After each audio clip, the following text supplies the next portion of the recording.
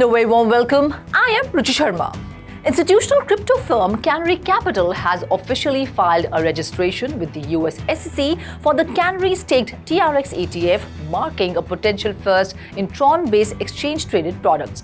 If approved, the ETF would track the value of Tron's native token TRX and incorporate staking yields, offering both price exposure and passive income from blockchain validation.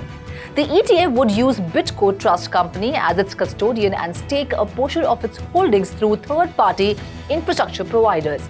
This filing is part of Canary Capital's broader strategy to introduce a range of crypto ETFs, including products like the Pengu, Sui, Hedera, and Litecoin.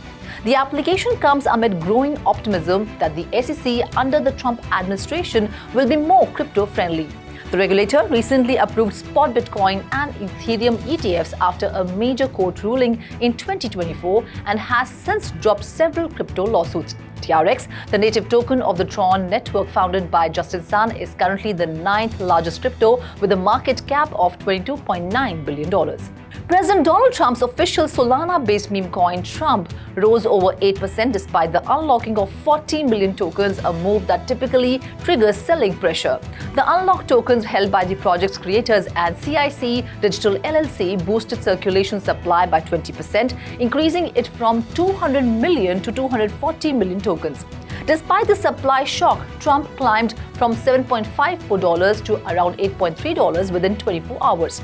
The meme coin remains far below its January all-time high of $71. Analysts attribute the unexpected price surge to strong community sentiment and speculative trading rather than fundamental value.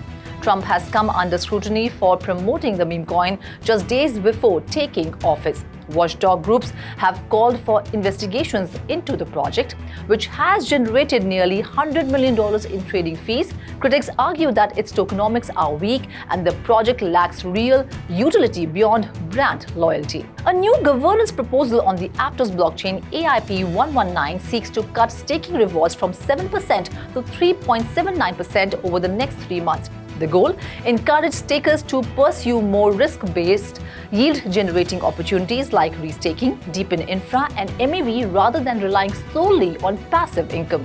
The proposal is led by Sherry Zhao of Aptos Labs and developer Moon CST. They argued that lower staking yields will drive more network utility and innovation. However, critics worry this could squeeze out smaller validators, undermining decentralization. CST suggests that the Aptos Foundation adopt a stake delegation program to protect smaller players, similar to Solana's model. He also urges validators to explore alternative revenue models beyond emissions like RPCs, indexing, and bundling. The debate mirrors Solana's recent failed SIMD 228 vote, which aimed to implement dynamic inflation but was rejected due to decentralization concerns. For now, AIP 119 is in the feedback phase and could go to a full vote within a month. Crypto exchange Kraken is branching further into traditional finance with the launch of forex perpetual futures on its Kraken derivatives platform. Traders can now access GBP USD and EUR USD perpetuals with up to 20x leverage on Kraken Pro, the company's advanced trading interface. The FX perpetuals are not available in the European Union, UK, and several other jurisdictions, but Kraken says it is just the beginning with more forex pairs in the pipeline. This move follows Kraken's $1.5 billion acquisition of NinjaTrader, a US-based futures platform, signaling a push beyond crypto into broader asset classes. By introducing FX perpetuals, we are capitalizing on our position as a leading FX spot venue in crypto, said Alexia, Kraken's head of derivatives. After the rejection of the SIMD 228 proposal, Galaxy Research has pitched a new market-driven voting method called MESA for determining Solana's token emissions. Instead of yes or no votes, validators would vote across a range of deflation options with the final rate determined by a weighted average.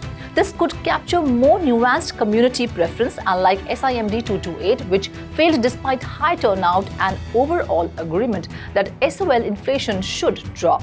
However, critics like Anza Resnick worry MESA could invite strategic, extreme voting skewing outcomes. Still, even Resnick admitted that more options might encourage collaboration over conflict.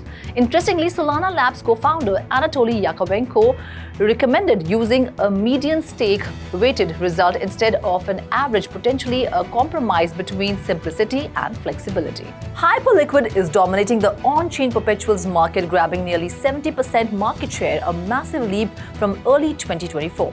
With $175 billion in trading volume in March and $83 billion already by mid-April, it's catching up to giants like Binance, now hitting almost 10% of Binance's volume. Perpetuals or perps let traders bet on prices without expiry dates, offering leverage and flexibility.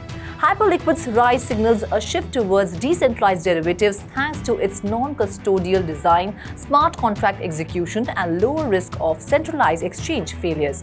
This growth hints at a broader trend. On-chain derivatives may outpace spot trading, offering serious tools for sophisticated traders, all without giving up control over their assets. Uniswap's Hayden Adams has urged the Ethereum community to stick to its Layer 2 scaling roadmap if it wants to stay competitive with Solana in DeFi. In a recent post, Adam highlighted how Solana's high-speed Layer 1 design gives it an edge in decentralized applications, while Ethereum's L1 has slowed due to L2 focus since 2020. Despite calls to return to Layer 1-centric approach, Adams warned against frequent strategy shifts, urging the community to pick a lane. He remains open to L1 scaling if it's done explicitly and realistically, but emphasized that ditching decentralization like the ideal that any laptop can run a node would come at a cost.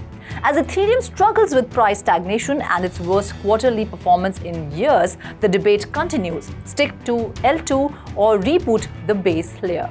Solana's open interest has spiked 10.11% to $5.55 billion, while trading volume is up 24%, signaling increased demand in the derivatives market. Whale wallets holding over 10,000 SOL have also increased by 1.53%, reflecting long-term confidence from major players. Galaxy Digital added fuel to the bullish fire by staking $60 million worth of SOL, taking loans off the market and reducing circulating supply.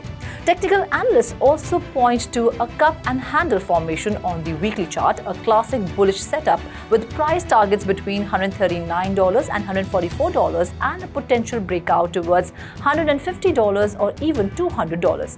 Meanwhile, ETF optimism is rising, with Polymarket forecasting a 74% chance of a US-based Solana ETF approval by end of 2025.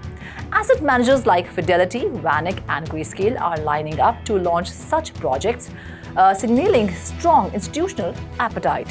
1 year after the 2024 Bitcoin halving slashed block rewards from 6.25 to 3.125 BTC, Bitcoin is up 33%, brushing off global trade wars, fears, and macroeconomic uncertainty. Analysts suggest this cycle is unfolding faster than usual, and institutional players may be the reason. Firms like Tether and Strategy are actively investing in Bitcoin, while ETFs are flooding the market with more liquidity. Analysts now believe that 2024 halving bottom may land in Q3 2024, with the cycle peak by mid-2026, potentially earlier.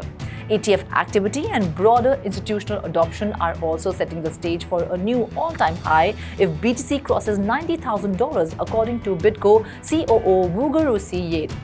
Bitcoin already broke its previous record, hitting $109,000 just 273 days post-halving, compared to 546 days in 2021 and 518 in 2017.